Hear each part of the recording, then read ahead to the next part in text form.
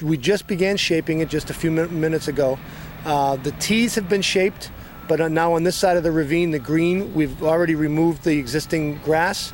The existing drainage that was in there has been taken out and replaced with some better workable dirt that we can shape with.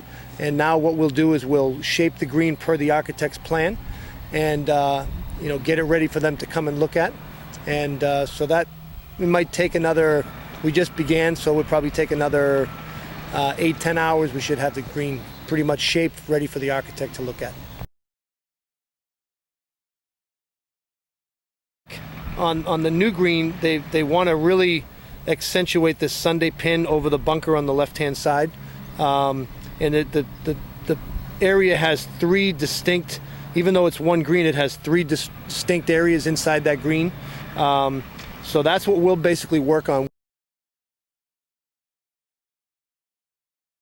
Yeah, we basically get the drawing from the architect, we put the stakes around the perimeter.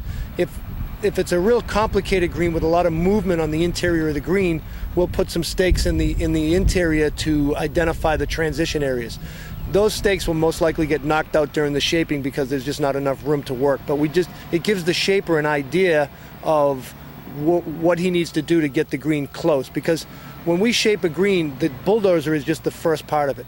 After that, we usually put a tractor with a box blade on it, like a grading blade, which is a smaller machine, and then we'll go to a sand pro and get the fine details. If you start and work on it constantly, you could have it shaped. Let's say in a green, let's give it 2 days for shaping, another day and a half to say 2 days to put in the greens, gravel, the trenches, and the mix.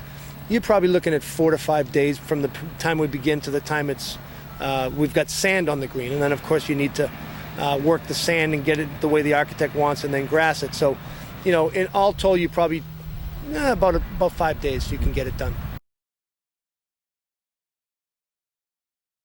I think most of these guys that are shapers have equipment backgrounds in other areas. Maybe they worked in road building or other types of construction.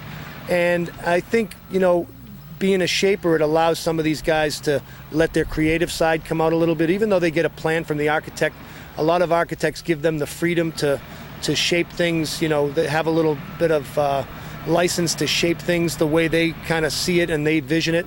And that's why a lot of architects have their favorite shapers. But most of these guys come from some type of an equipment background. Some of them start in the golf business as laborers and work their way up through smaller pieces of equipment to shapers, and others come from other areas, as I said, road building or other different types of construction, and they get bored with kind of doing roads all the time where they have constant grades and they want to be more creative, and that's a lot of these shapers are characters, and they anybody who's in the golf business will know that the way these guys are, it kind of reflects their job, which is they need to be creative. So a lot of their personalities reflect the type of job that they do.